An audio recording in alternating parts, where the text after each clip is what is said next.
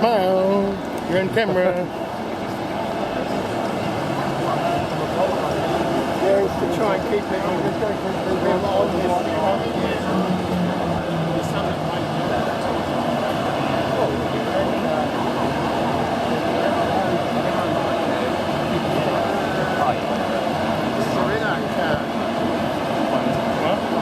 Can't be seen.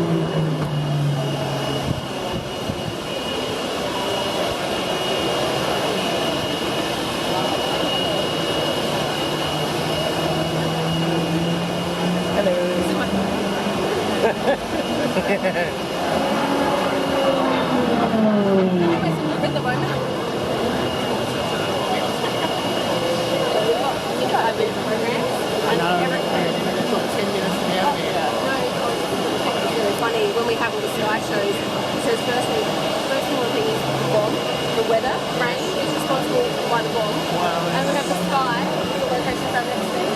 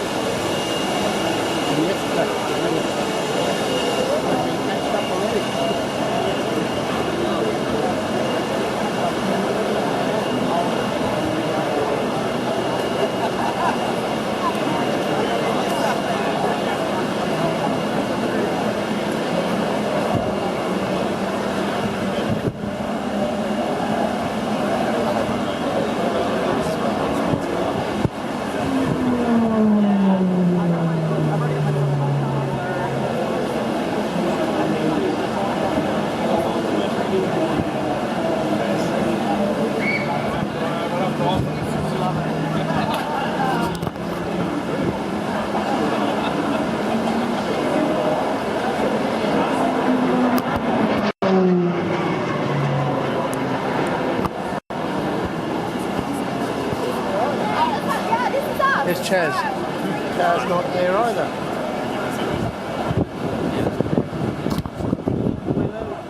Another car that's...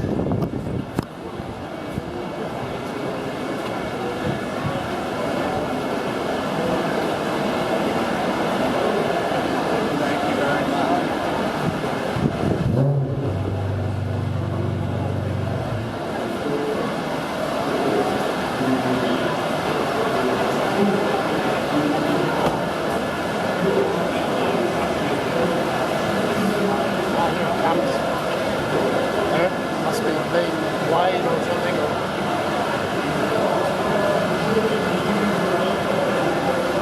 Monster Energy girls sort of poured into their outfits.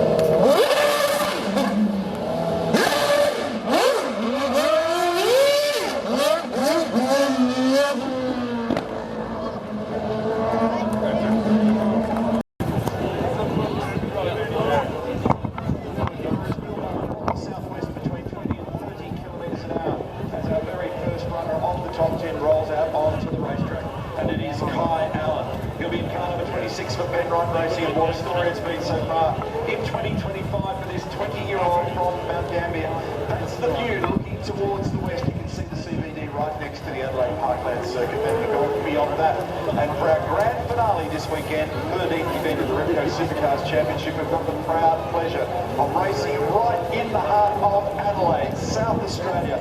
Turned on an extraordinary party for this entire week as the energy is all through the championship season. We've completed almost 6,500 kilometres of racing to this point, and it all comes down to the grand final race.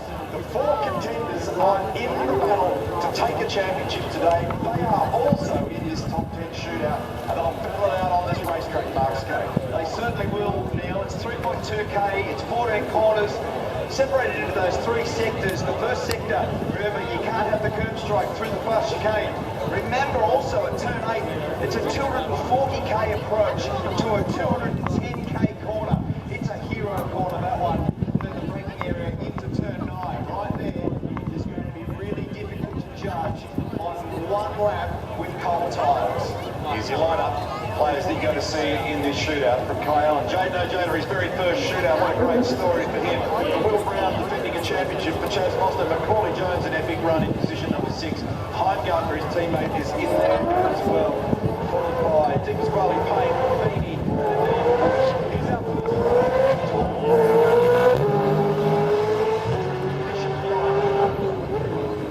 It's the SA Young Gun in his first year, and he has no fear. In the top 4 for Penrite Racing, number 26, Kai Allen. Getting the final shootout lap of the year underway. Kai Allen plummets into turn number 1, and this is critical. He's got to get through here without a curb strike, and he's ticked the first box. Nice job, nice flow through there. Great foot cam work too, to be able to get it stopped at the end of Wakefield Street, turn 4. Across the inside curb, slides it out to the exit of the exit curb and uses all of that curb on the inside there at turn 5. Patience with the throttle, he's getting that apex and then progresses it nicely to 100%. It's on the rev limiter in a couple of key spots. There are 24 gear changes on this racetrack. It is frantic, now building to 240 kilometres an hour for the high speed run into 8. Let's listen. Pops it through there with a mid-corner min speed of 210 kilometres an hour. Gorgeous footwork, beautifully synchronised downshifts. Down to second gear for the right-hander in turn 9. He's done a 27.6 in the first sector. He's done a 20.1 in the mid-sector. And he's trying to pull himself further up the field beyond the 10 that he easy to walk right into this final corner. And he's got it in there nicely.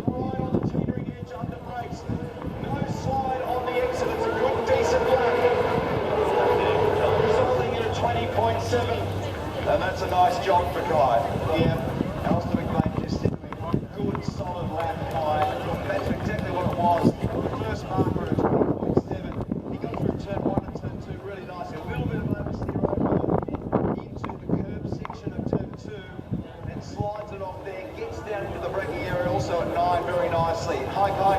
Good job, mate. Well done. Yeah, thank you, mate. There was, good lap there, just sort of left on the line, so we'll see how that puts us, but yeah, great fun around here for sure.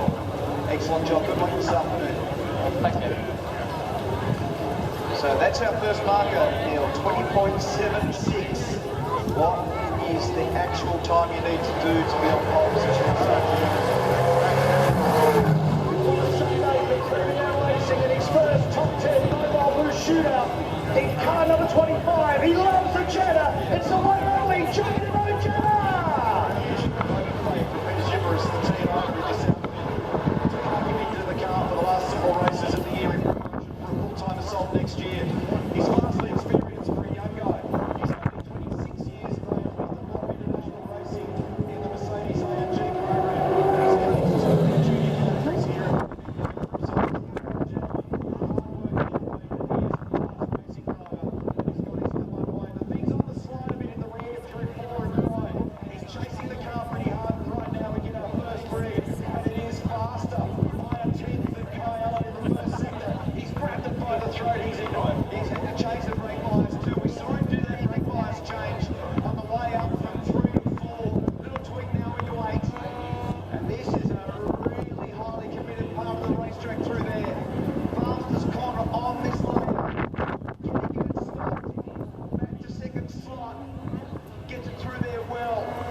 Comes out of there with hardly any wheel speed, but he was a little bit slower in the middle sector than what Kai Allen is. The cumulative number was almost exactly the same.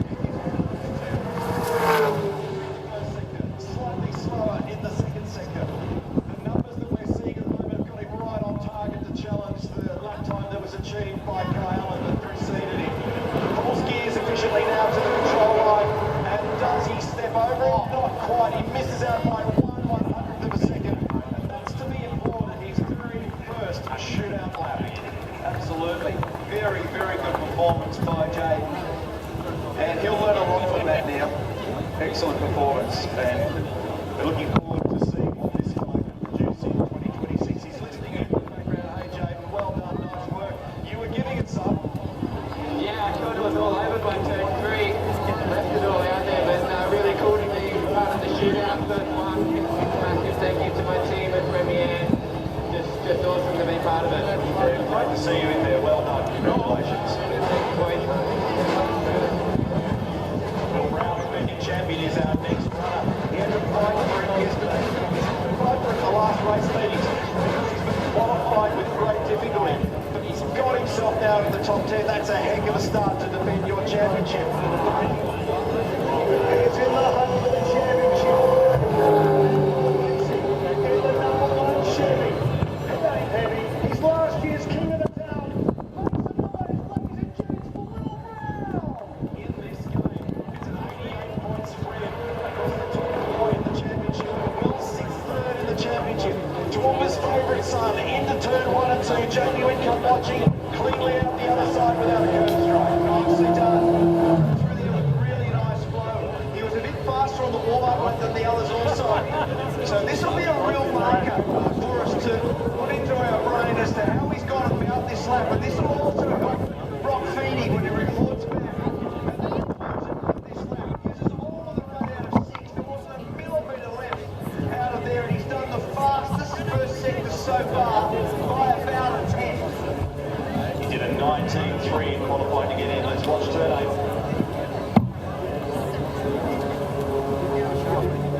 Nicely the apex, gentle progression of the throttle in the mid-corner to getting to peak percentage out the other side. That's 850 degrees. Those front brakes are roaring with temperature at the stop down there as he plucks a gear. Second to third through turn 10. This is the left-hander where Jaden gave the fence a little run, but it's nicely out the other side. And fastest to the best cumulative number we've seen so far, 47.63. So can he get it stopped for the final corner? He does. A little bit of understeer and then it winds itself into a bit of wheel spin and a little slide. He uses the exit curve. He does a 20.39. Up by 0.37 on the competitor so far. He's not Kai Allen on the bucket right there. More than a third of a second. Well done. Giant belief in that. This is in the top 10. He's completed a nice tidy lap, but it's inches over the turn 1-2 complex to see how much energy these cars are soaking. This is the left-hander that a few people have dropped off to the right-hand side of the curve there and got themselves in strike. Hey, Will, it's Neil. What do you think of the lap? Pretty good. Yeah, it wasn't too bad. Stopped up a little bit in the last quarter, just went wide, lost a 10, but the rest of the lap was okay. It's surprising. I thought we'd be faster in this shootout, but yeah, see what everyone else rolls. All right, mate, have fun this afternoon. You're in the 10, that's good news. Cheers, thank you. Will Brown, Kai Allen, Jaden Ojeda, and there's the runners to come in our top 10 shootout for Boost Mobile.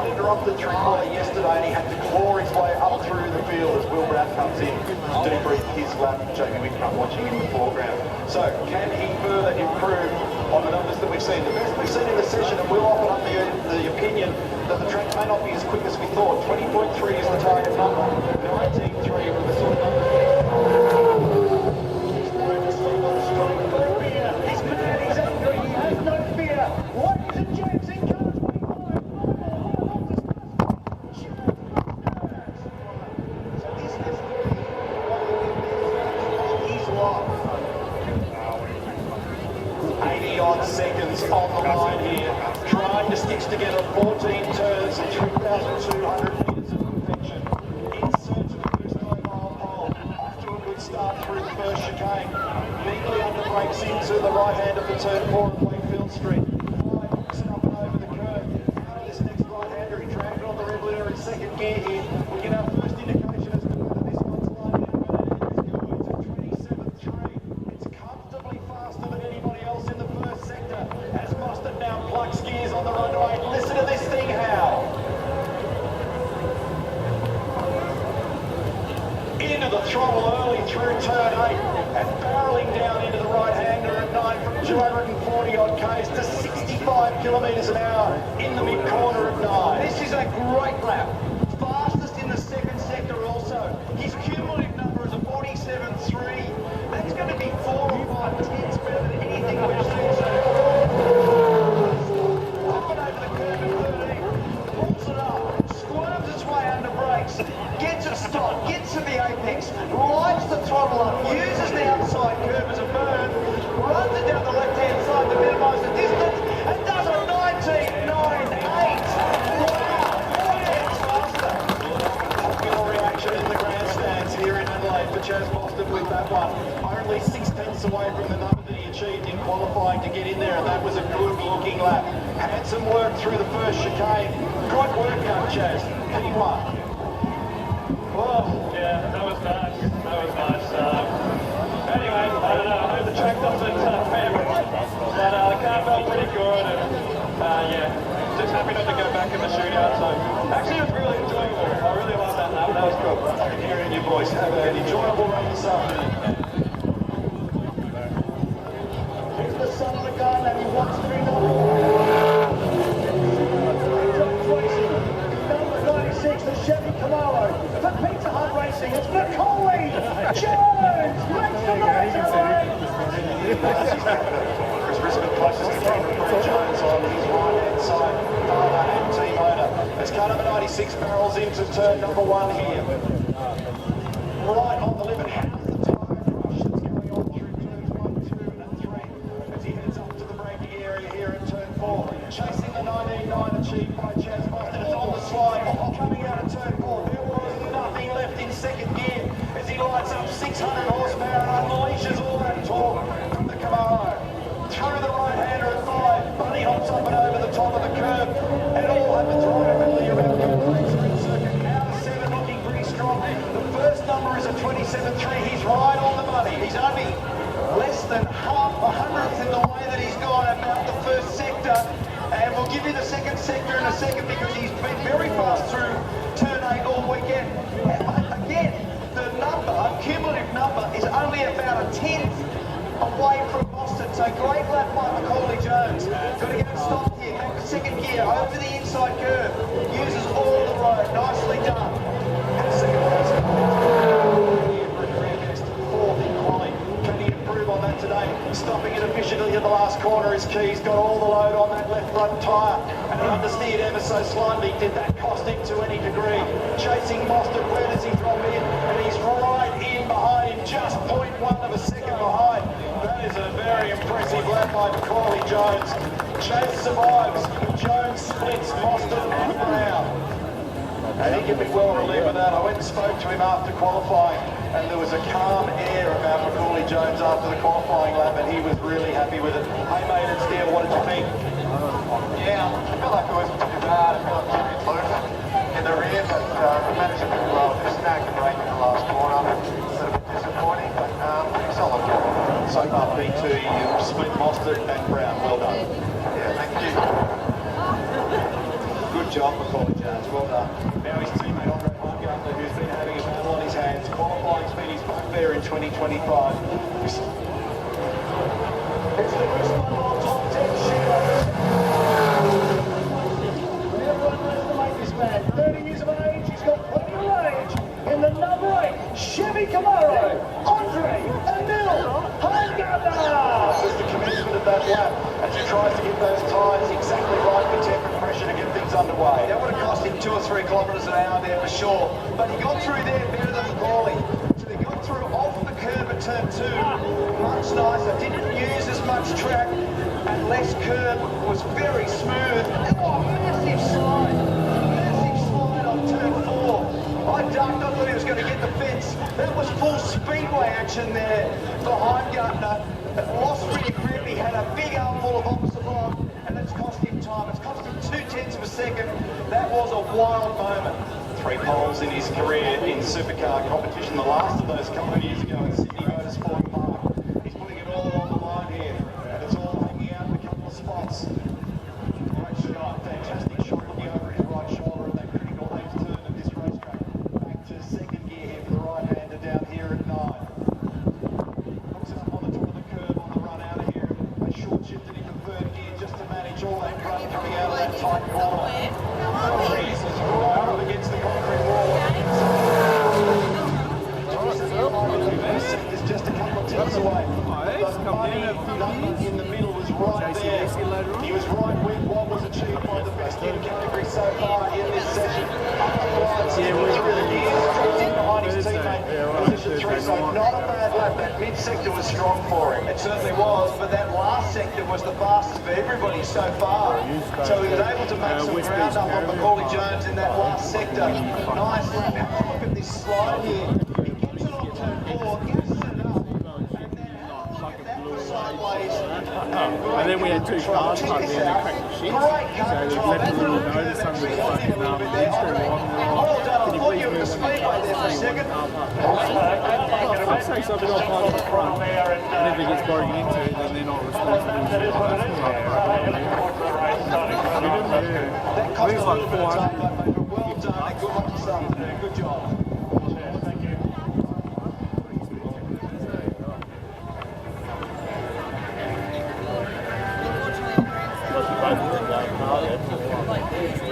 Yeah, I'll support my car. She got on the old boy because he's got a kid. So 2 people each set up and shit. So, where you staying? Was that like the end of it? I know you're looking at data. Engineer for Channel 9, so you write the way you're a good part of this journey. To be honest with you, the pressure in the whole fight is a serious thing. But it's been pretty chaotic. We've had a few race wins to get us in the position we're in. Monday versus Americans.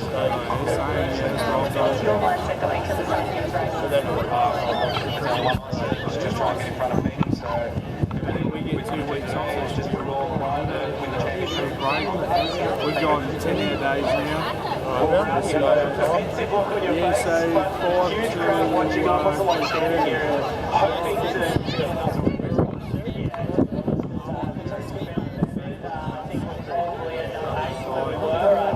it's interesting because World X supporting tour, so he's doing right. Nothing really wrong with it, just weren't fast enough at the end of the day, so we can have a voice. Cheers, thank you. Burgess, Anton's been really strong all weekend, second top 10. What is he saying about the car conditions? Good. We've been putting out tops all weekend in the dry. We didn't have a great Friday, but look, we're in the top 10, in 4th to the end, give it a good crack, see if we can mix it with the front guys and race. Well, you had a good crack yesterday late in the race. More to come today? We're trying to keep out of the action, but equally we want to chase some trophies, so we have to give it a go. Kind of smooth over there, but we're the best foot out of it.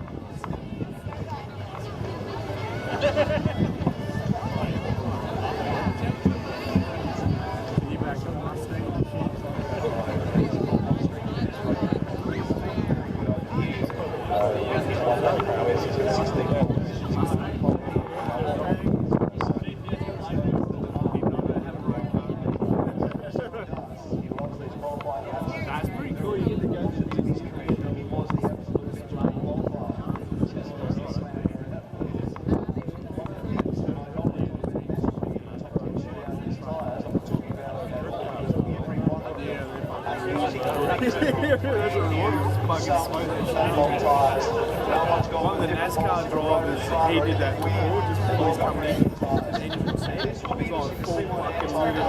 Very good at these one lap shootouts. Chase is on. They're hunting Chad Foster's 1 minute 19.9. We're sorting out our pole position for our final race for the Supercars Championship on the streets of Adelaide. Our next representative is Riley from Team 18. 30 years of age, and he is giving those front tyres a murdering as he winds some temperature and pressure into them. Charlie Schwergold is the owner of that team. A nervous moment for them to see what he can produce. 16 career pole positions, including one here back in 2022 for Anthony Pasquale. And his numbers 19-2 to get into this shootout. Break away from all that gang that we're doing. 19-3 so got in there, but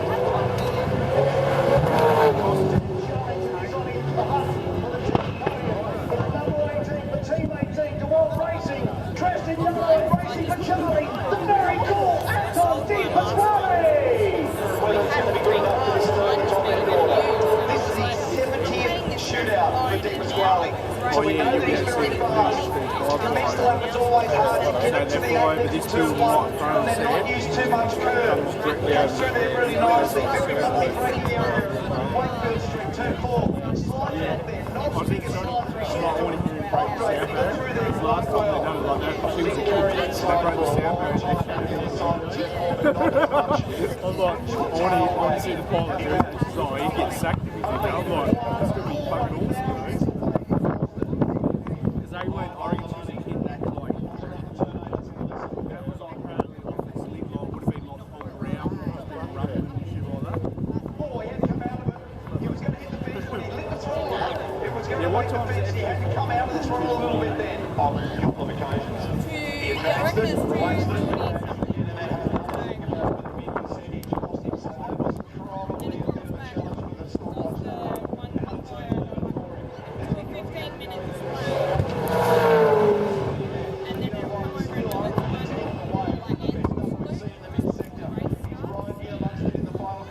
Target at the last one. This could also be about tides. Pressure getting them just right in the end. Watching Austin on the left. Where does he drop in? In position number 2. A big final sector there for Anton.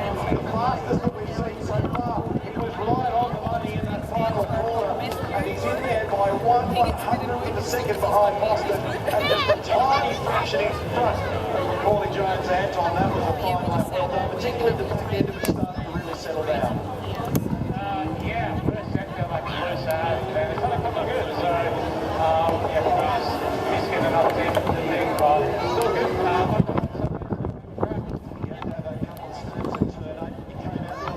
That's important. Yeah, had a heap of walking up against the wall, so it wasn't feeling good, but maybe it's all good. See ya.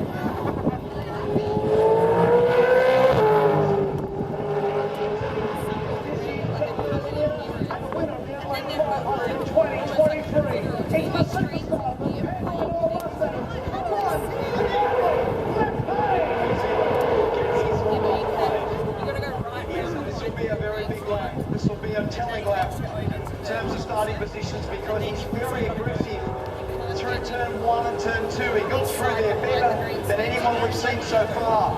Over the inside curve at turn 4, nowhere near as much oversteer. Huge amount of curve at turn 5. Out to the wall for the turn in for turn 6 and runs it right against the tyre button on the right-hander.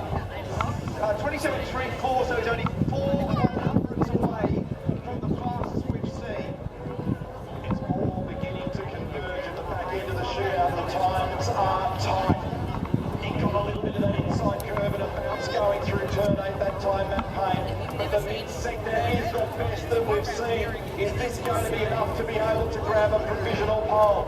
Through turn 10, the little kick, back to second gear for the left-hander, hooks it up and over the curve.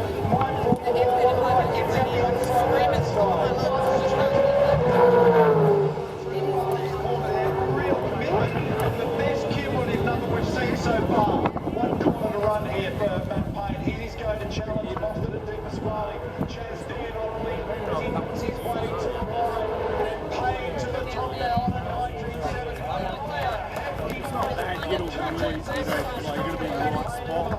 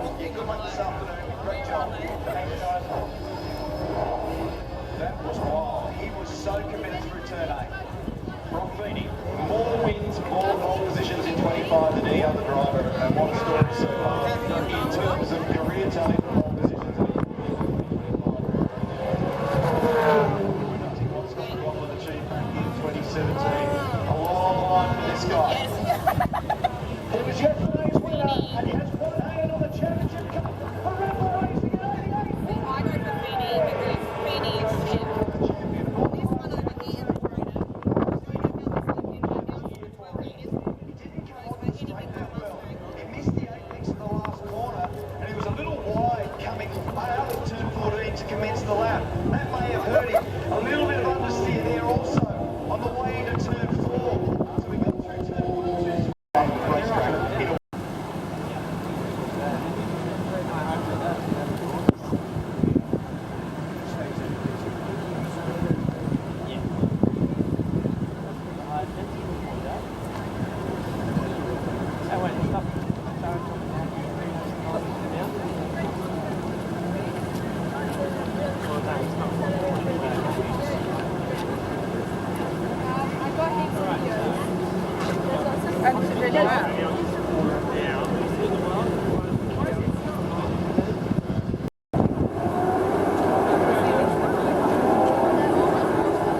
You can go and get him into on the...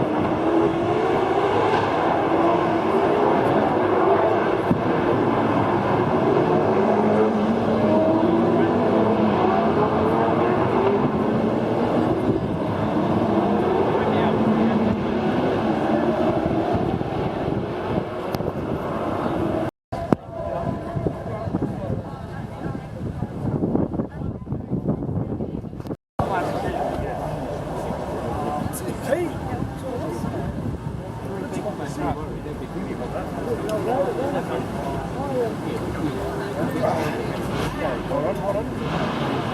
Yep.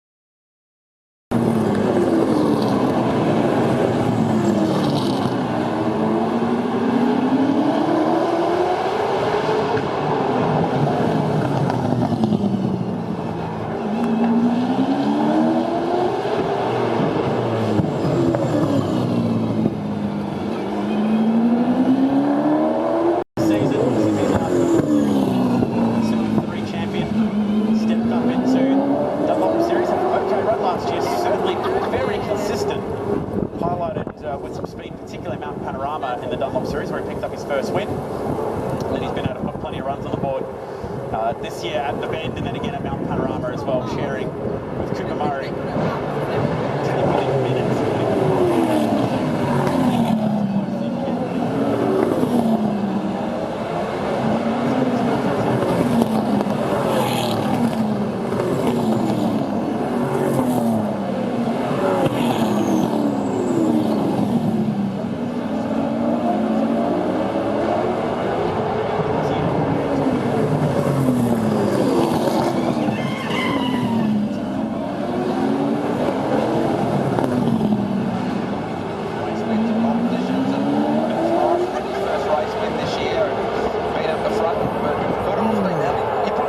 Tradesman-like year this year, where he's really stepped up. It was a big step up for him to get into this Tickford operation and measure yourself against some really fancied runners, and it stood up well. Former Supercars E-Series drivers going out of here, Garth, which you and I got to spend a bit of time with. On the rear bumper of Stewart, so he's looking to go forward. Yeah, that's just starting to fade.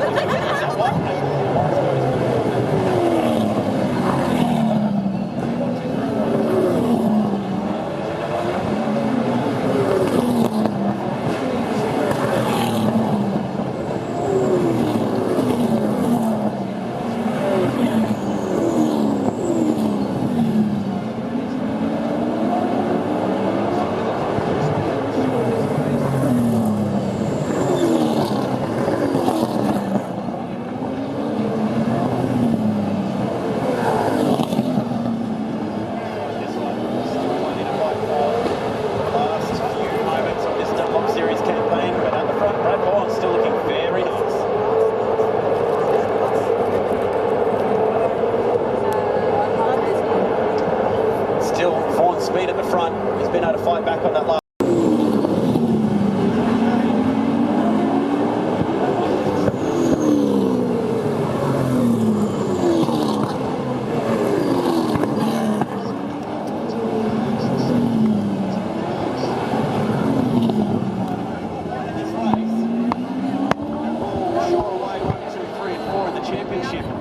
And unfortunately for the local boy, who had his dramas here last year, it's happened again. He's got the inside wall. He's watched the other side of the car that actually plucked the star. So now there's the contact. Ouch. On both sides for Goodall. We were just talking, you need to be nice and close here on entry. Now it's the inside wall, outside wall. Seen that so many times over the course of history at turn 8. When you're following closely, you lose your point of reference where the apex is, and at that point you are a passenger. And into the outside wall goes Ruben Goodall, and so does his chances of the top 3 in this year's championship by the concrete.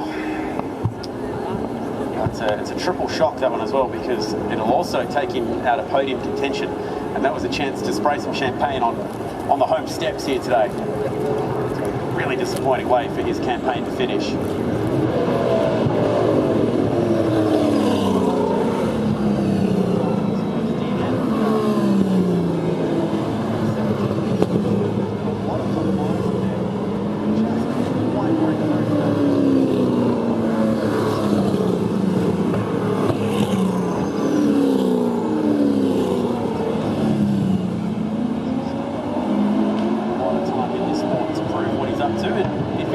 Going in at Tickford next year, championship threat.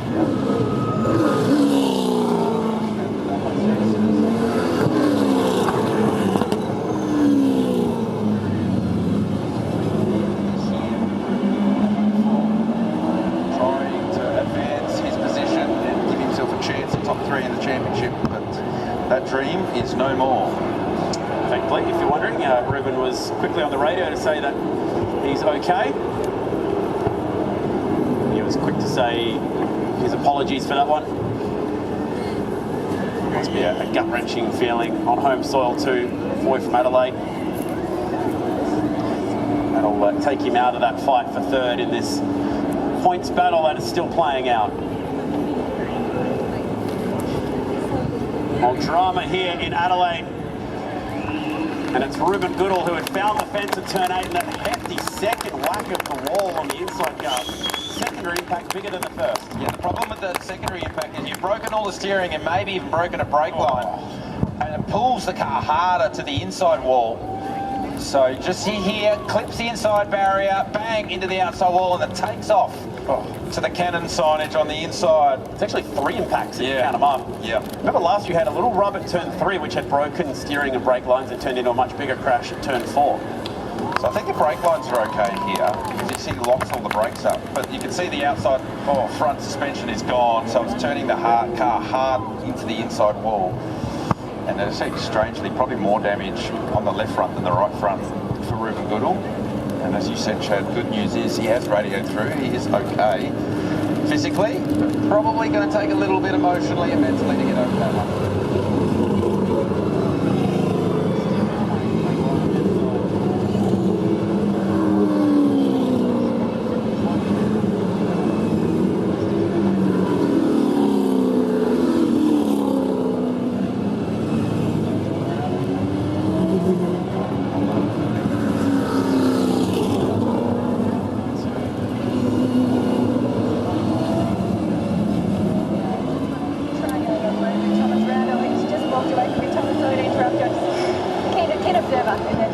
As always, it's tough for Ruben Goodall there. Just explain to us how difficult it is when you're following so close behind another car.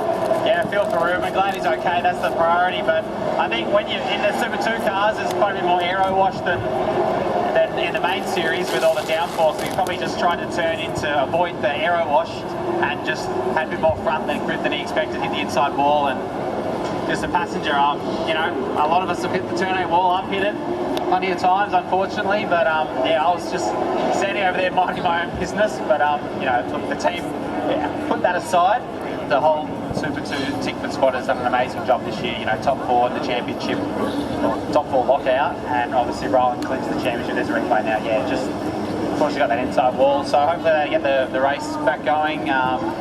The big damage for him was obviously that right-hand wall, but yeah, like I said, glad that he's okay, and he'll come back stronger next year. He's certainly had a breakout year. Looking ahead to the race this afternoon, last day of school for Supercars, how are you feeling? You'll be starting just outside the top 10. I'm feeling good, yeah, a bit disappointed in my qualifying efforts. I thought we had a car capable of the 10, but that's okay, we've got a long race, 78 laps. I'm sure every driver would have said that to you by now, or when you get out there, but yeah, just try and make our way through the field. Chaz did an amazing job of that yesterday. He was super quick, so yeah, if we can have a fast car and I can do the job that I need to do, then hopefully, yeah, we can finish the year strong, and yeah, top 10 would be nice, top 5 would be amazing, and a podium would just be the icing on the cake. Is final day approach different to any other day? No comment, Rihanna. But no comments to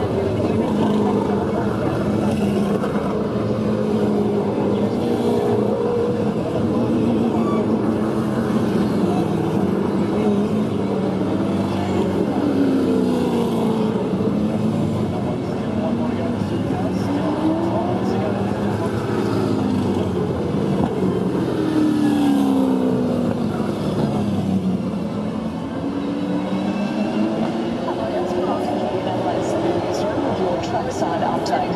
Breaking news today in Adelaide Airport has suffered through a second day of Jetstar disruptions amid a global recall of Airbus A320s due to an urgent software upgrade issue. 6 more flights have been cancelled this morning, leaving hundreds more travellers in the lurch. Police are hunting for a suspect wanted over a daylight stabbing at Elizabeth North. They did arrest a man at the scene yesterday, but he was released last night without charge. Police say they don't believe it's a random incident. Also in the news tonight at 6, we have the inside scoop from the Prime Minister's wedding guests. Counting down to the social media ban, the first of 6 special reports. And Oscar Piastri wins the Qatar sprint race, then qualifies on pole, closing the gap on teammate Lando Norris. And the Premier is about to make a major announcement about the future of the BP Grand Final very shortly. We will have all those details in 7 News tonight at 6. Drivers and dehydrated in Darwin. It's a wonderful city that is Darwin.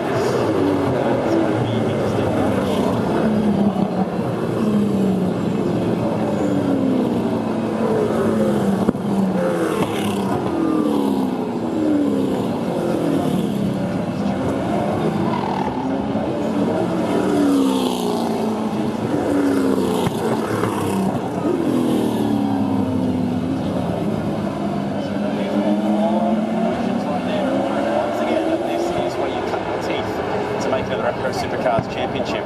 Had an interesting chat with us. So here we go, Dunlop Series finale. 8.5 minutes left in this one. Local boy in the lead. Stroudholm's Mustang in behind him, desperate to finish the year on a high. Dalton desperate to hang on to second in this championship. Gray just needs to pass one car to win the round. And a big queue of cars.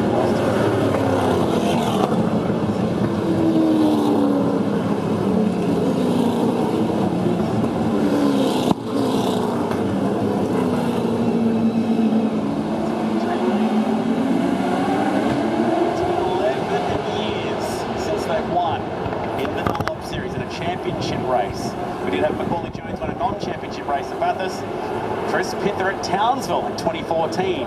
The last time Brad Jones Racing has got it done. And could it be Brad Vaughan for Brad Jones as this field condenses? Is it the last time we say green light? And that is similar to what we saw yesterday with the leader getting roughed up on the restart. Vaughan, McLeod, Goodall, green flag in the air. And 7.5 minutes of racing left here in Adelaide. The local boy just sends it through the centre chicane. Brad Vaughan looked like he overrun the last corner as he came to take the green flag, and Cam McLeod took the opportunity to get into his rear bar and just halt his momentum at the restart. But Vaughan absolutely sent it at the first chicane, as did McLeod, and they both came out the other side with the field condensed. So Vaughan, nice restart, able to get up the road a little bit, but here comes McLeod coming back at him. He's got the run on him, but we saw how tight it is to follow through turn 8. If he can tuck underneath him, turn 9 is always a wonderful passing opportunity. Vaughan does a nice job through 8, opens a bit of a gap.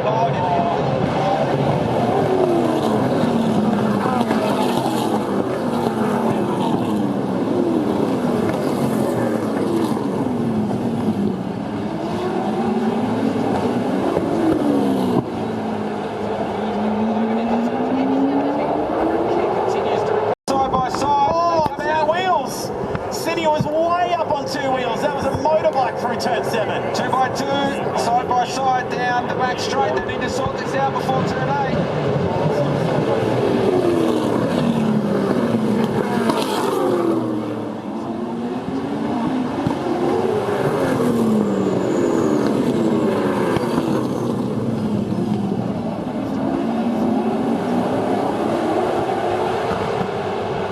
Swing in the middle of this one. He's always a commentary box, 2.5 minutes.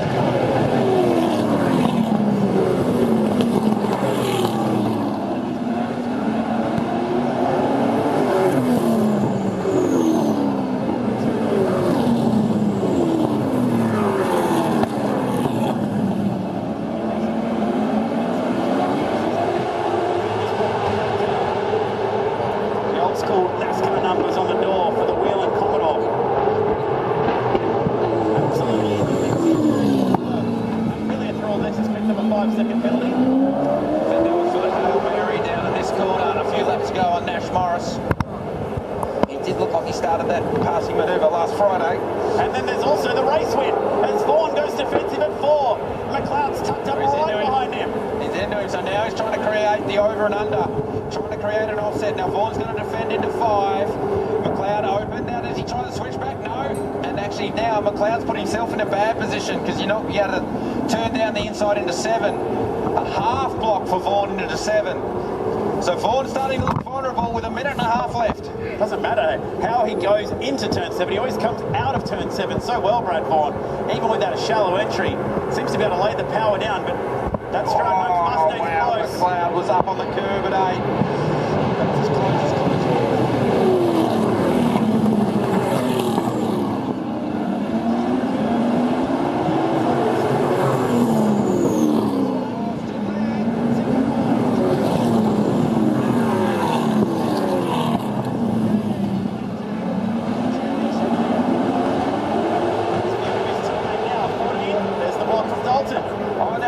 He's going to go down the inside of Gray. Gray's trying to go all around the outside of Dalton.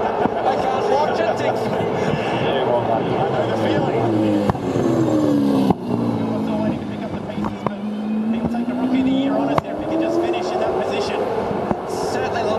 turn 2 apex is optional in the Dunlop Series now. They're just straight lining it straight over the straight.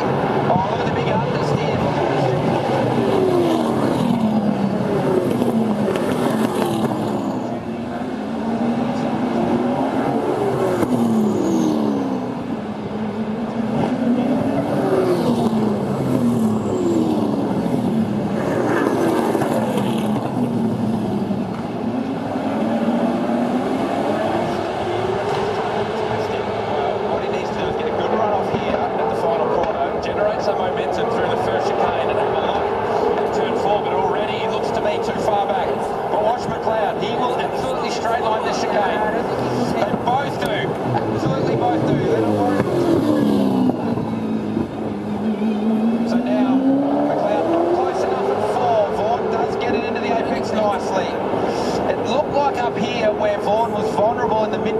Restart. The nerves are on. There's Jake Burton watching on, engineering the race winner at the moment. Pretty handy race car driver himself. Even had an evaluation day for Brad Jones Racing for the last time out of 7. McLeod is so close. It's the last lap for Kelly Racing since their return as well. They started the year with a win. They want to finish the year with a win. And for Brad Jones Racing, it's been so long, a wait of over a decade in the Dunlop Series.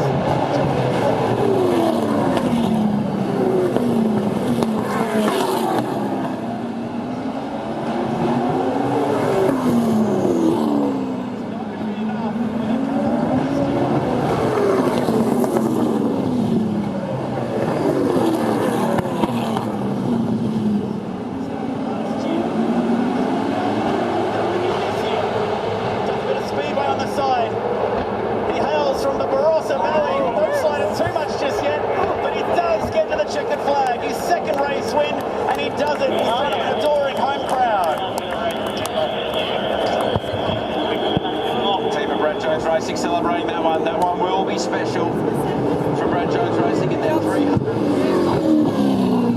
in Supercars. Tickford crew celebrate that one. They did most of their celebrating yesterday for Ryland Gray winning the championship. Lockie Dalton was home 3rd for them today. Should be enough for 3rd for the round for Lockie as well, which is impressive. Ryland Gray 2nd for the round and claiming the championship in an incredible run of podium form for him as well. Just adding to his stats, that's his 5th straight podium of the campaign. Last to do that was Kai Allen between the 23 and 24 seasons, showing what sort of ilk he is from. Brad Vaughan slides his way to victory here, and an absolute Dunlop Series thriller again. He led every single lap of that one and did so with aplomb. And that is the first time.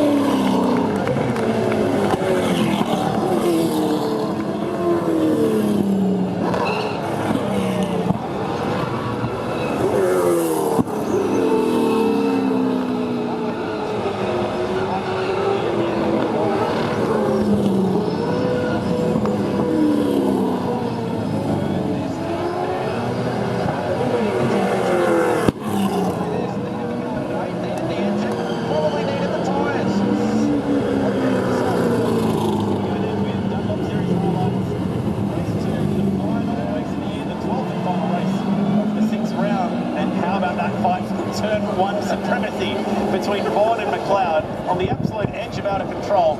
And this is the one that got away for Zach Bates as well, because he was right there in the mix. Tried to pick off McLeod down on the first lap. Accelerator and the brake at the same time, we believe. And unfortunately running himself out of the show.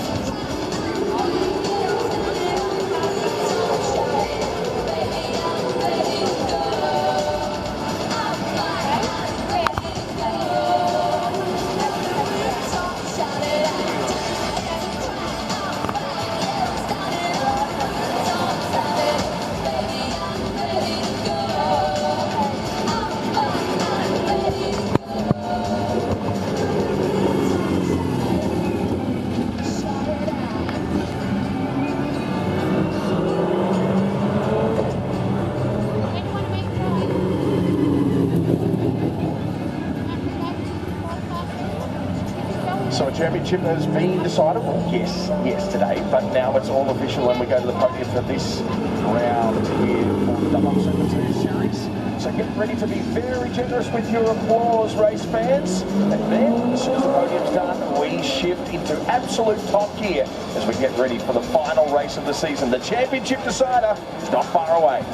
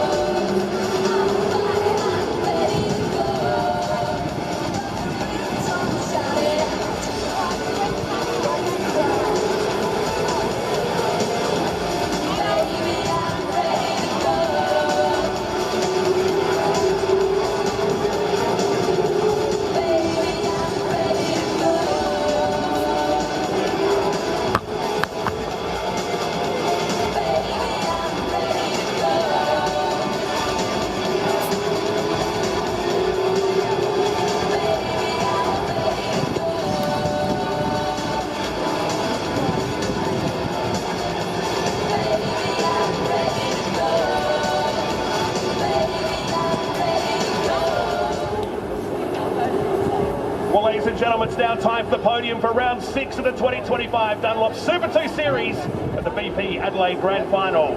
Presenting today's trophies will be Kevin Fitzsimmons, Operation Manager from Dunlop Motorsport. In third place for AWC in car number 6, it's Lockie Dalton.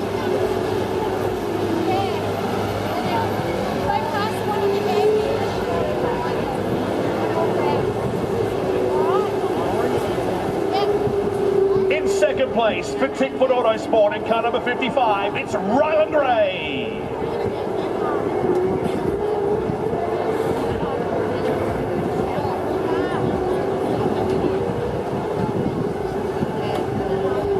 From today's winning team, Brad Jones Racing, it's Matthew Boniface.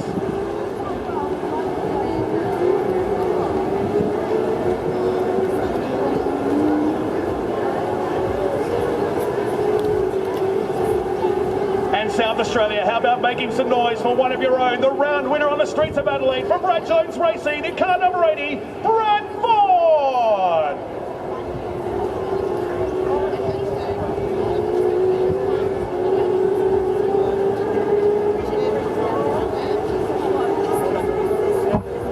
Now time for our 2025 Dunlop Super 2 Series Rookie of the Year from Unit Racing in car number 35, Ben Gomersall.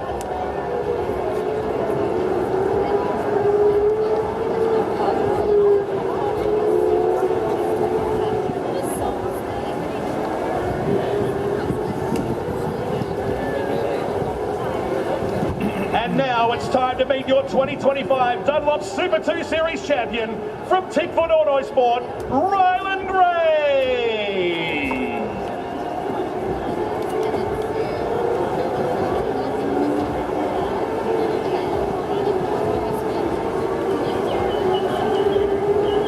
Fantastic. How about put your hands together, folks, for our top 3 and our Dunlop Series champion in 2025. That is your round 6 podium. It's time for the celebrations.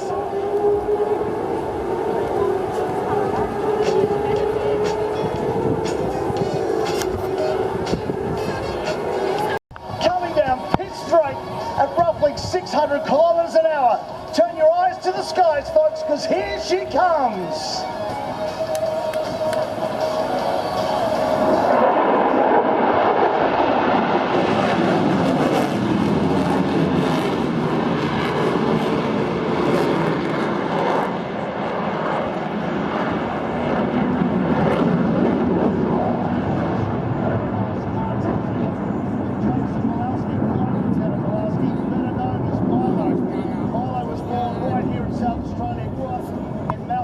With Mum Bar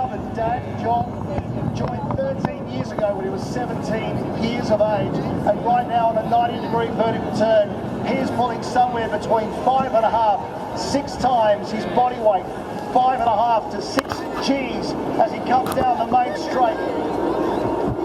Roughly 200 feet off the deck, 600 kilometres.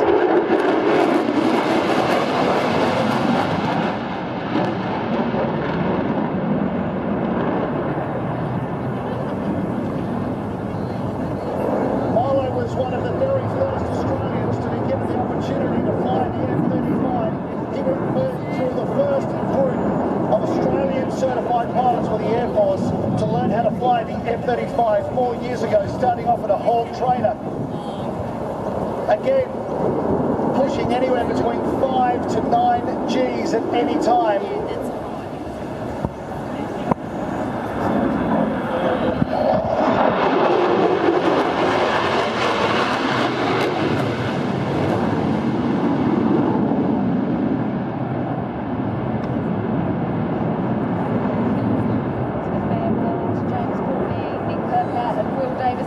That guard of honour along pit lane, the level of respect, appreciation for these retiring drivers.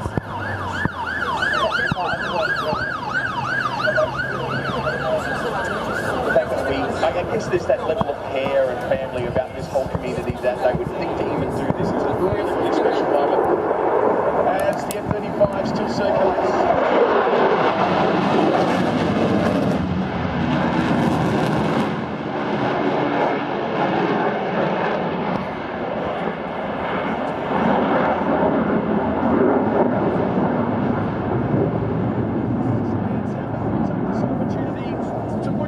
Together for Will Davison, James Courtney and Nick Perkins.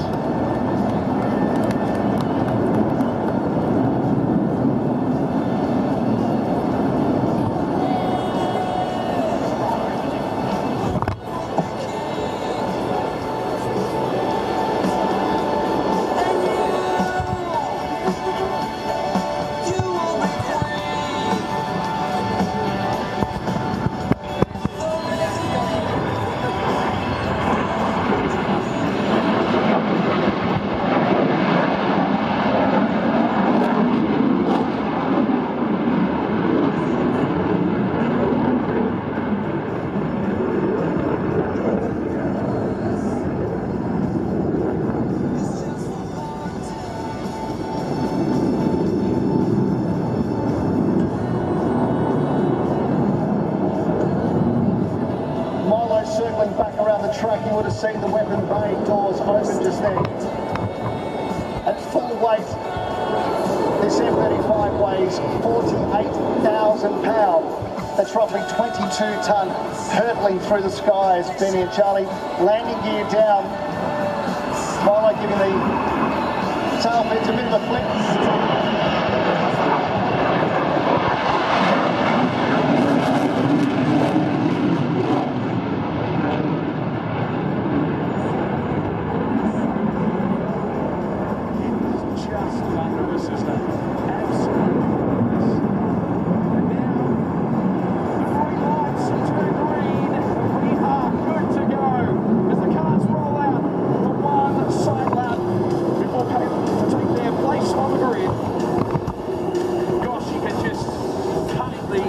With a knife, the tension is unbelievable. For one final time for 2025, we will go racing. There is just 30 minutes until we roll out for race 34. Milo's coming back around one more time. In total, he'll burn 8 tons of fuel.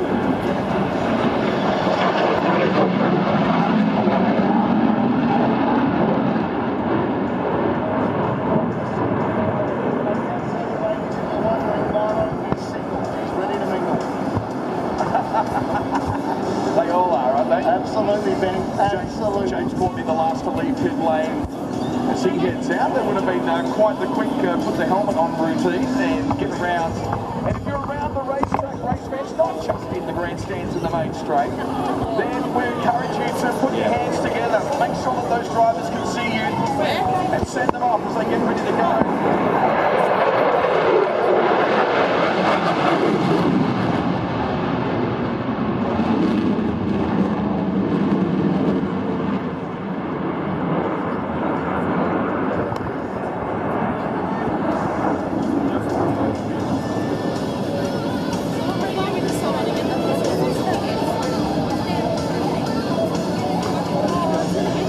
Still looking back around over North now.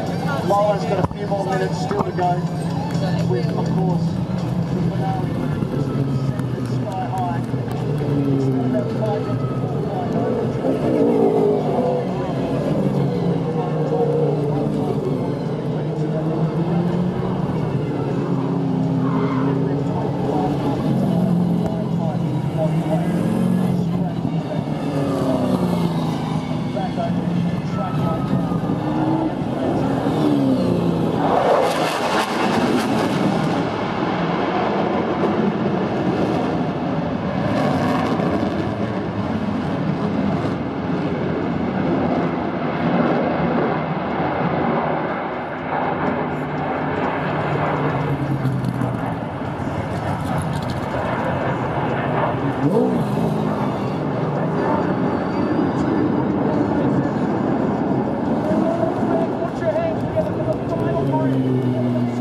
Championship of 2025.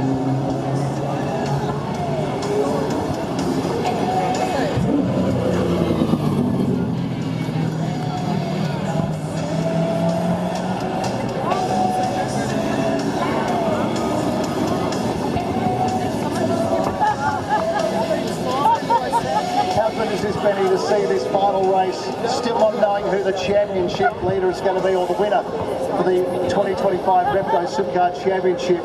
Such a great top 10 shootout that we had this morning. Brock Feeney blitzing it, but Chaz Hosmer, he is ready to try and put his two hands on this car.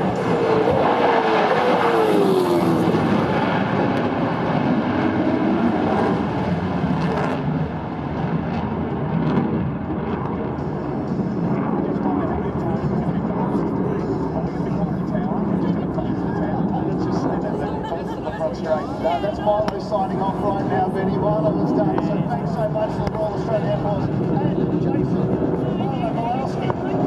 How good is that?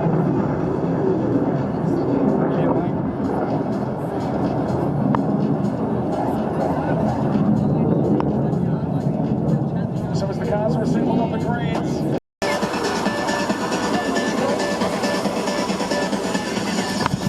Four drivers duke it out over 3 races at the VP Adelaide Grand Final to crown a new champion. Marcus Ambrose! Marcus Ambrose! Shaping with King James Collins.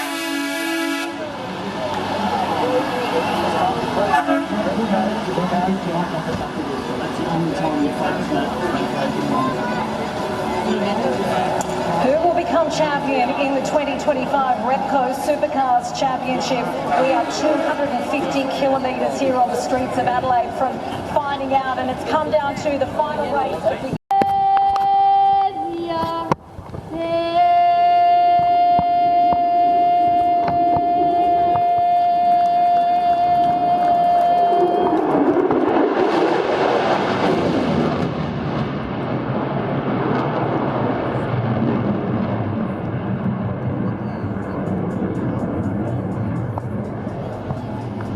points to win. There's a variety of permutations that could sort out who becomes champion, but the aim of the game for Feeney is to get away cleanly and just stay there.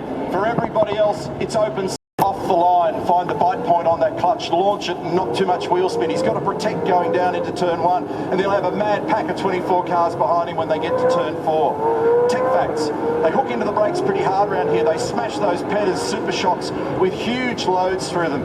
The tyres, well, they get looked after pretty well around here. Short, sharp run down to turn 1, and fingers crossed, we don't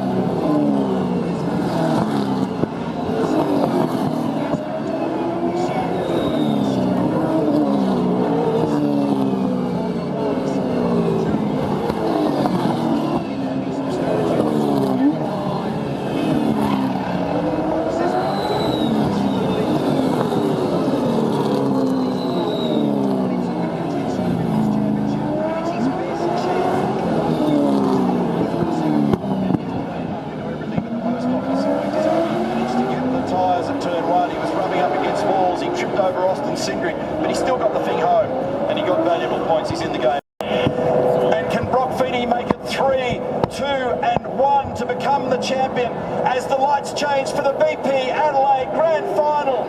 And it's a great start by Matt Payne, who grabs second gear, roars into the first corner. Ryan Wood is up on the outside of Feeney here as well. And all of them go supercrossing through the first chicane. And out the other side comes Payne. He's got some margin. Wood is hunting down the inside. He tried to force the issue. He couldn't do it. They were nose to tail with Feeney on the run now to 5. And now we ride with Moss at position 4. Cold tyres, second gear out of control. Woody up the inside. There's contact. There's contact. Down he goes. Feeney's pointing in the wrong direction. Contact at the right-hander at turn 5.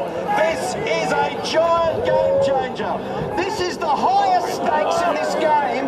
Ryan Wood, the teammate for Mostert, has just given Feeney a hit at turn 5 and turned him around, turn 6, sorry. This is huge.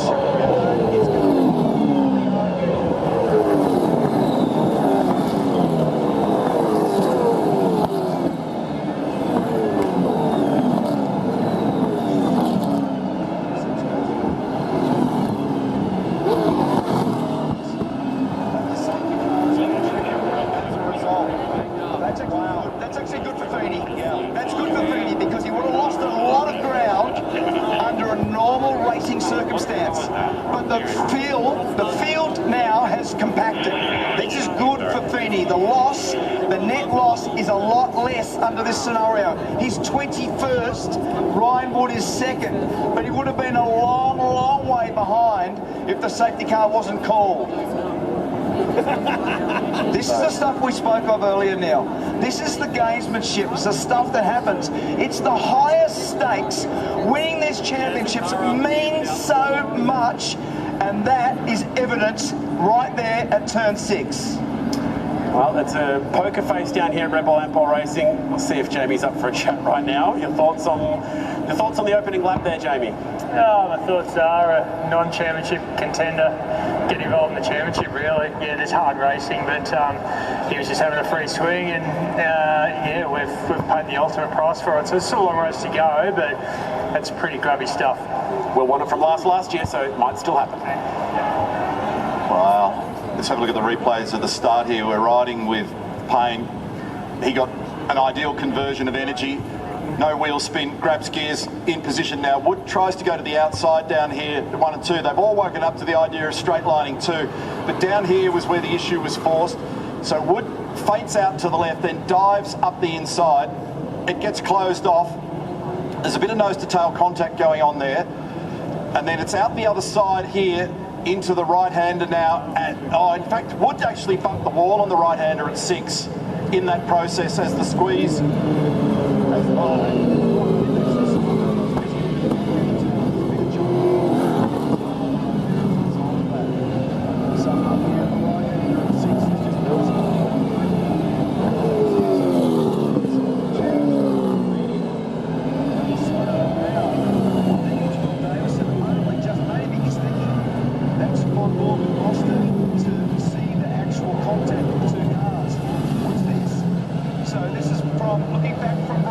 Down the inside, and then bang. Now when he spins around, it gasses it up to turn it around, and the back of the car almost collects one of the Shell V-Power Mustangs. Victim in all that. Here's the view from Boston's car. Bang, squeeze.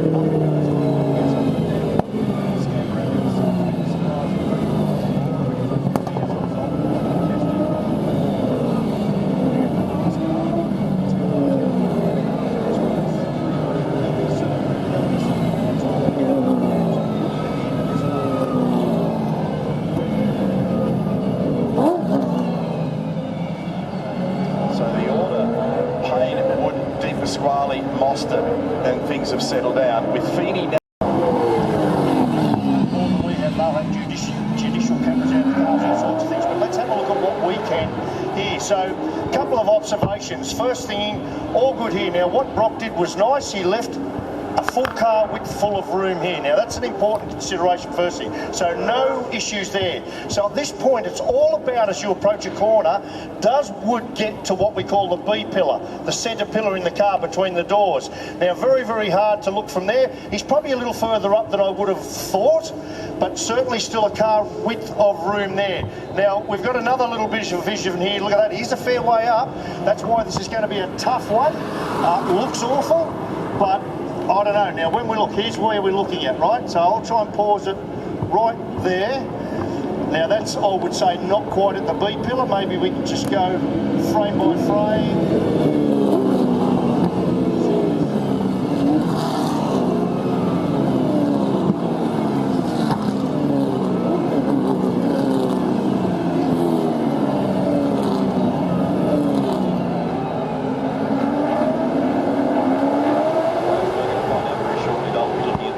Here as well. Matt Payne's got command of the race, 75 laps to go. A volatile start to the grand finale in Adelaide because the championship leader and the pole sitter is buried down in 21st position after contact at the right-hander at turn 6 that's buried him down the order. We're about to go green one more time. Sweet sound of supercars lighting up on the pit straight at Adelaide. Line astern on the run down here.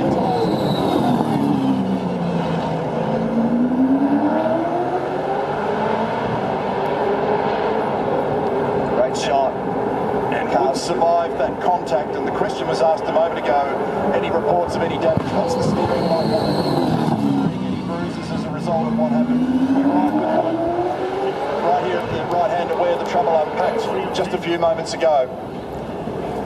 Just stay here. That's got good mid-corner speed, that thing. It lost a little bit of ground on the way out and a little bit of wheel spin when he floored it coming out the other side. We're riding in second position chasing Matt Payne. Steering straight by the look of it there from that internal shot.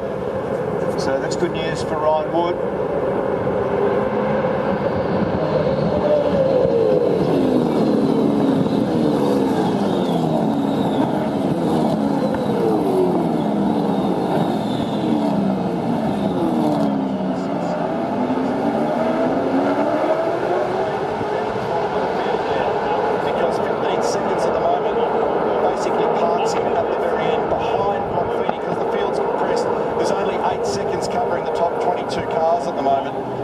So that's going to park him right up the back, and that's the intention of that.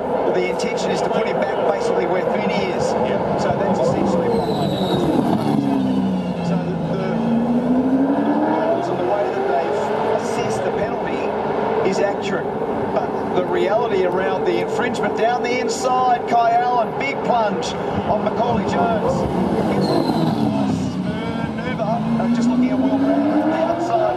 Can he stay there? That'll put him on the inside for turn 6. A little bump. This is where the action was with Feeney and Wood. They both got through there nicely. Well done. Yeah, so Macaulay got slightly out of phase in all that push and shove. Race half here, we need to make a gap. Lost a little bit of ground as a result of it, and Will Brown was able to make a decent pass. Let's go to Reed. While we were focusing on what was happening at the front, there was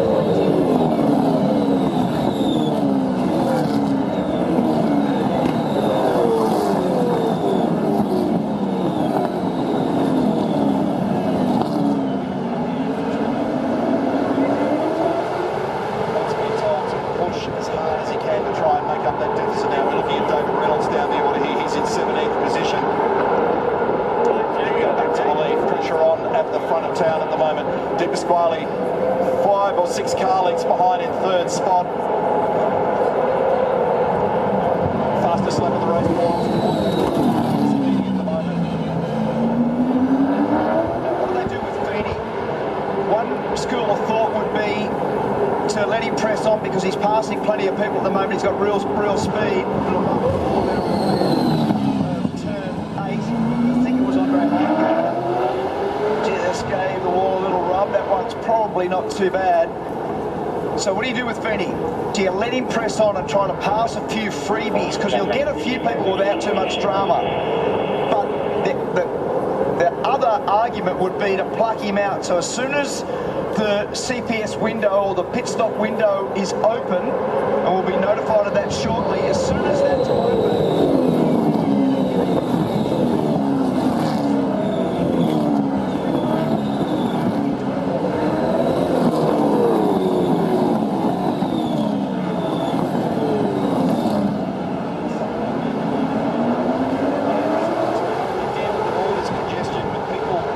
necessarily care about your championship. These guys saw Di Pasquale come in early, and it didn't really give him the yield. He did get clear track benefit for a long time, but he asked too much of the tyres as the stint went on. They'll also be aware of that at Red Bull. Medium in how they play that, but trying to find your way past all those cars is going to eat tyres and use a lot of energy. I'm not sure they'll get a yield relative to the leaders. Huge pressure here on Payne, huge pressure. So he's really, really close to putting a move together here.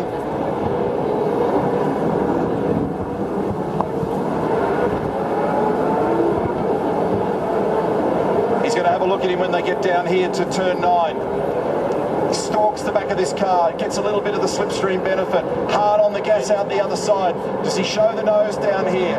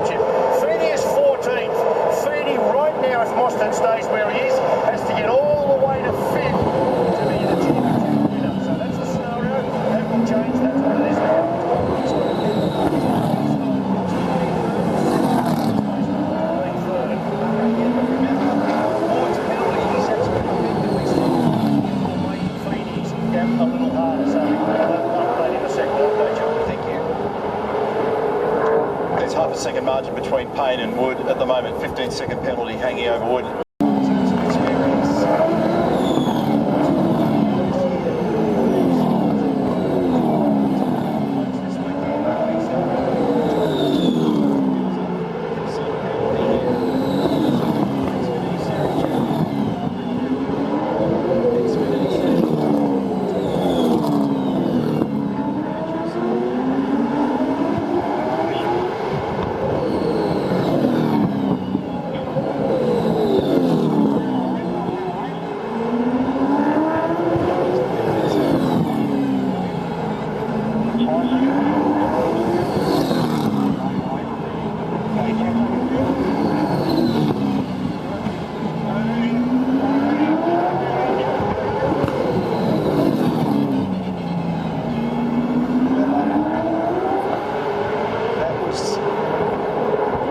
Just going by. So after that pit stop, Will Brown, remember that Brian Wood was in second spot. Austin Cindric in the other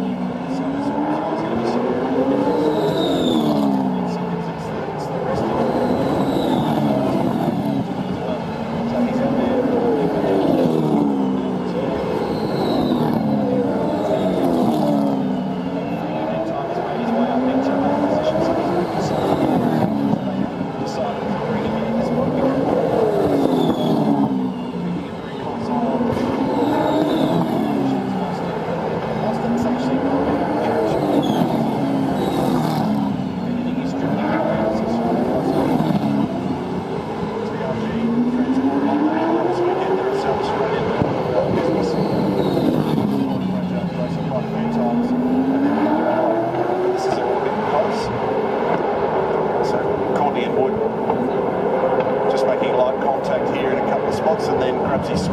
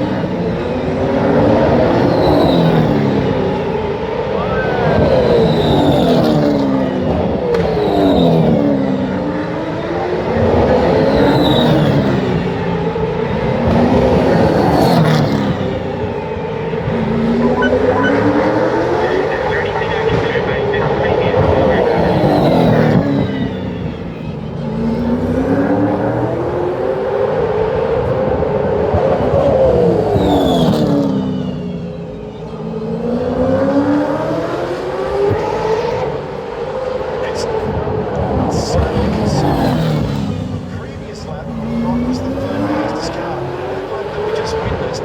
He was the 20th. Good battle going on here. Neil, when you look at Team Pasquale currently step of the podium third, all round putting immense pressure on him. Was being the fastest car today. Spears down the inside.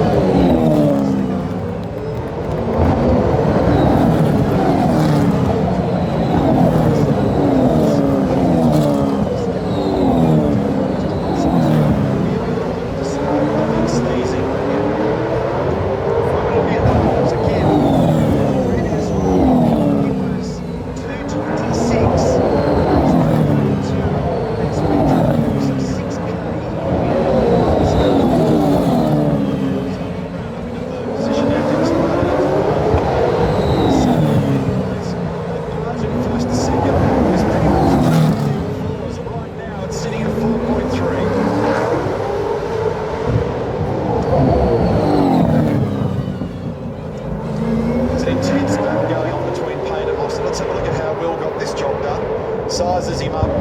This has been to be able to dive down the inside into pace. Rock is on the radio in my scan radio right here, just lighting up about this car. And actually, you would have thought one of the issues is to try and line manage him, because there's nothing they can do about it. The inside, in the end, he's just going to have to keep climbing on what you're up here.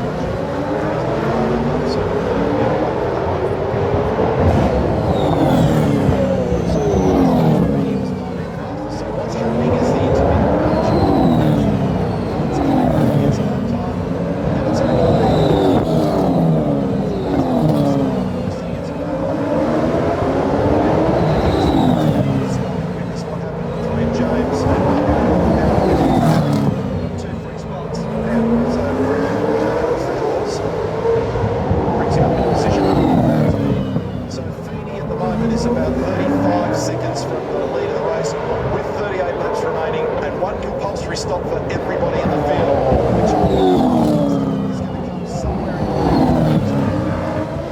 the back heading to your racing. They'll either run a little bit earlier.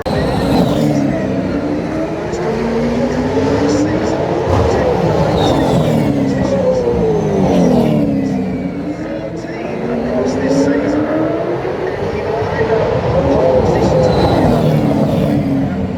Extraordinary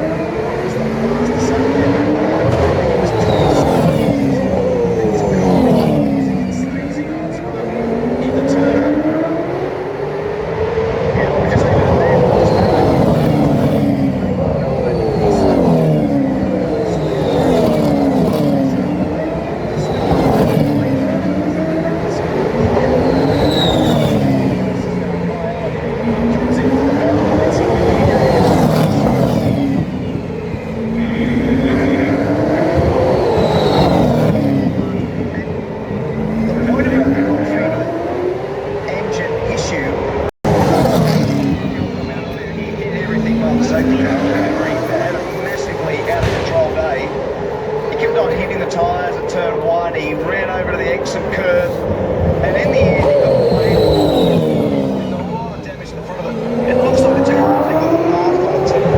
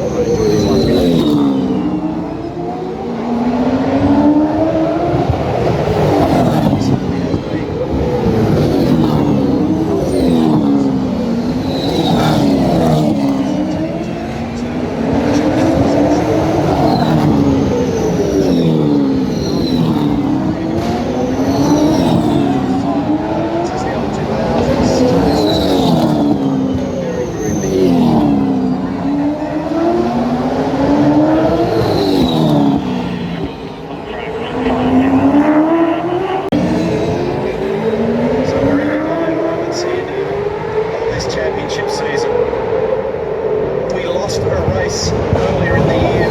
We lost an opening close. When they get to the checkered flag,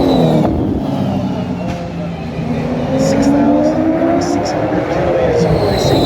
In fact, 6,615 if you subtract the 80 out that went AWOL.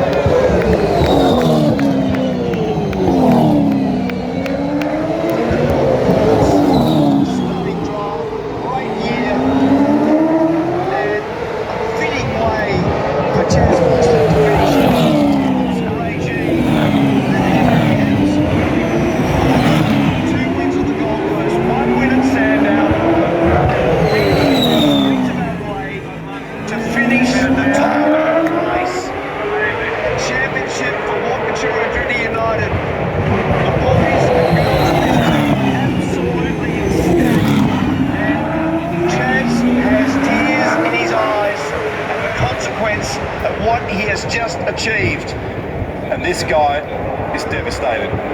He's blown away. The misery of letting a championship get through your fingers when all the stats, all the lap speed, all the victories, all the pole positions in the end didn't deliver what he coveted. So for Brock Feeney, devastation.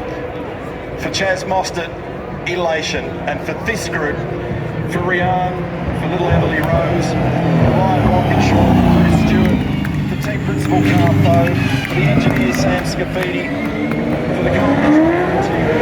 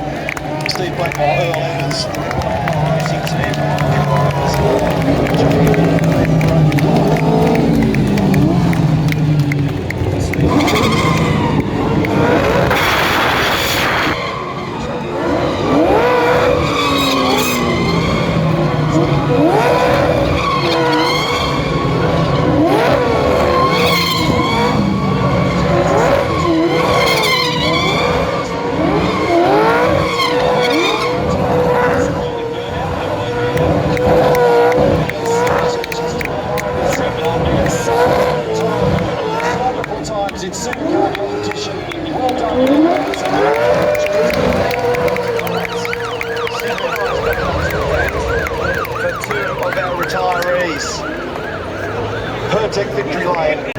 He has stitched together what appeared to be mistake-free, and for this bloke, and I just don't have the words, just to console Rock Feeney right now is just so important for the team and his family to be around him, because after an absolutely superb season of driving.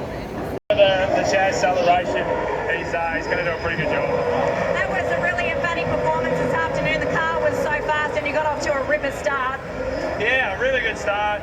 Absolutely had a really bad start yesterday, so I really was happy to get that. And then, yeah, Woody was putting a lot of pressure on me. And the first step, I managed to hold him off. And then, yeah, really glad the Penrite Ford Mustang was super fast today. And, yeah, just bring it home. Finish on the high for the team. I know you were disappointed to miss out on the finals this year. A bit more fire in the belly heading into next year after this one. Yeah, absolutely. You know, I think we proved to everyone that we could definitely get the job done here in Adelaide. So, yeah, it's a bit disappointing. It's a bit bittersweet not to be in the four. But hey, we raced as well as we could today, and we proved it. Congratulations, Matt. We'll see you next year. Perfect. Thanks, guys. Champion today. Sadly, we will never know. And that is sport summed up right there. One driver left to celebrate, the other is heartbroken. Buffini, helmet on, straight back to the transport. Whoa! Getting a little wild for Chaz. Down on the front straight. He's getting himself a cool wiki lap as he pulls it. Make sure that they all feel the love. No matter what department you work in at Walkinshaw and Drury United, they played a part in the victory for the celebrations here today. The Chaz Monsters, what a sight that is. And pole racing in car number 1, Will Brown.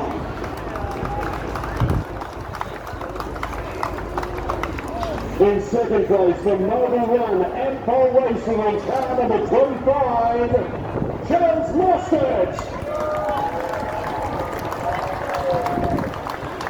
Representing the winning team from Penrite Racing, David Crotty. And in third place, our winner today for Penrite Racing, car number 19, Matt Payne. Presenting the third place trophy, the Chief Executive Officer, South Australian Motorsport Board, Mark Warren.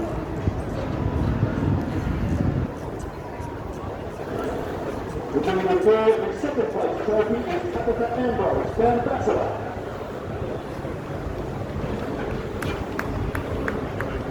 Returning the team's trophy, Andrew Daniel, the chair, South Australian Motorsport Board.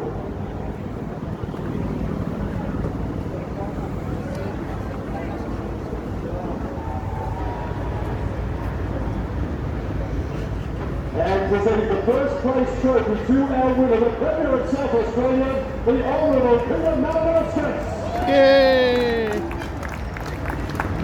And presenting the Queen Laurel, Lisa Archibald, representing naming rights partner BP. And now, ladies and gentlemen, the V8 Supercars Champion for 2025. Congratulations, Chaz Mostert, Melbourne 1, Octet Racing. Yay! Presenting the V8 Supercars Champion Trophy, Wayne Bryant, the Chief Merchandise and Growth Officer from our major sponsor, Ripco. Yeah. Ladies and gentlemen, your race at the 34 at the BP Adelaide Grand Final, and our 2025 championship winners, let the celebrations begin.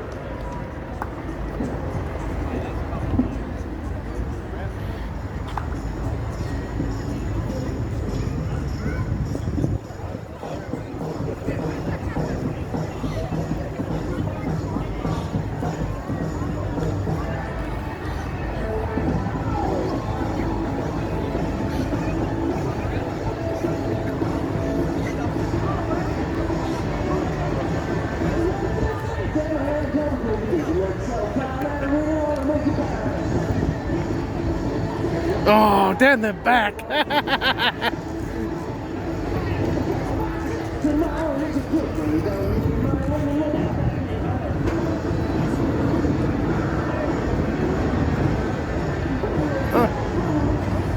Shooey! Shooey, shooey, shooey, shooey! Yay!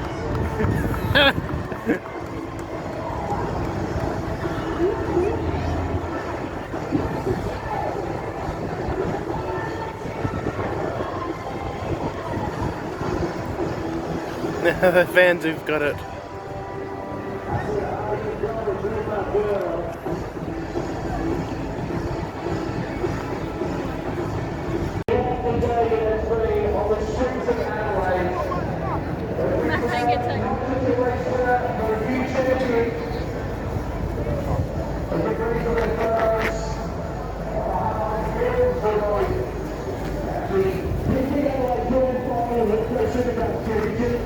Thank you so much for being a part of an absolute landmark event over here.